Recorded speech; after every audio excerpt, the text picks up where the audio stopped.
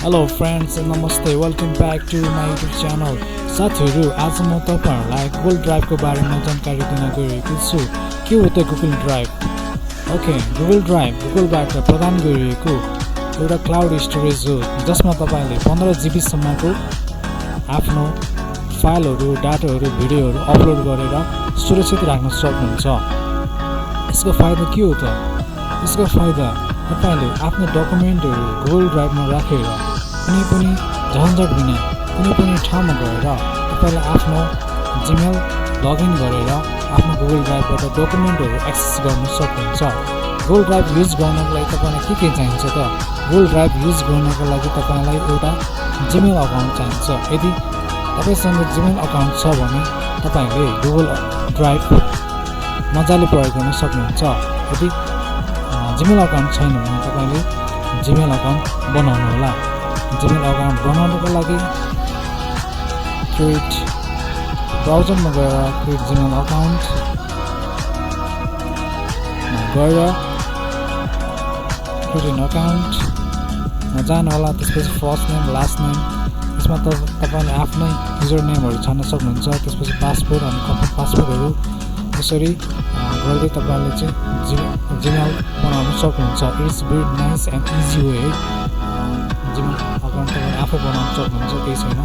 Okay, Gmail account बनाइसकेपछि तपाईले cloud स्टोरेजमा कसरी इन्टर गर्ने त भन्ने कुराहरू तपाईलाई के कन्फ्युज हुन सक्छ।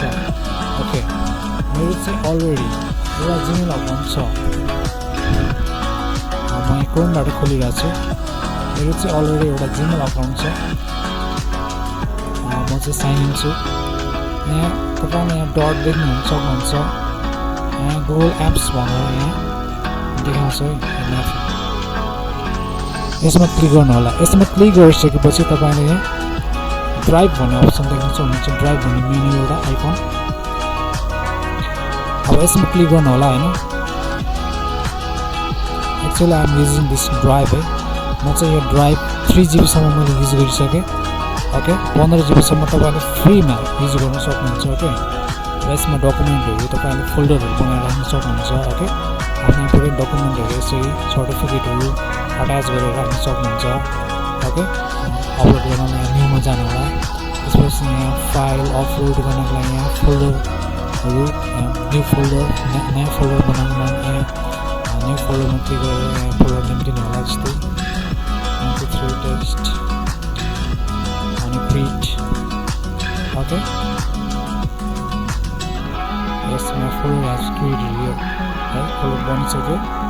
अब यसमा तपाईले फाइलहरू अपलोड गर्न सक्नुहुन्छ। फाइल अपलोड, जस्तो म यहाँ फोटो अपलोड गर्दैछु। यहाँ अपलोडिङ भइरहेछ। यस is going to down. Okay, Google ड्राइभको धेरै फाइदा छ साथीहरू। तपाईहरूले हार्ड कपीहरू आफ्नै हातमा बोकेर कतै लानु पर्दैन। Just you can upload your documents on the drive and you can access from जुनसुकै ठाउँबाट जहाँ इन्टरनेट छ, जहाँ चाहिँ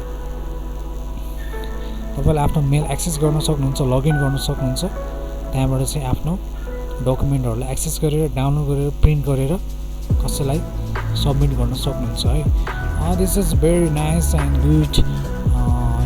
गुड फिचर्स अफ गुगल भनौँ न हैन। गुगलले चाहिँ हामीलाई यस्तो दामी फिचर प्रोभाइड गरेको छ।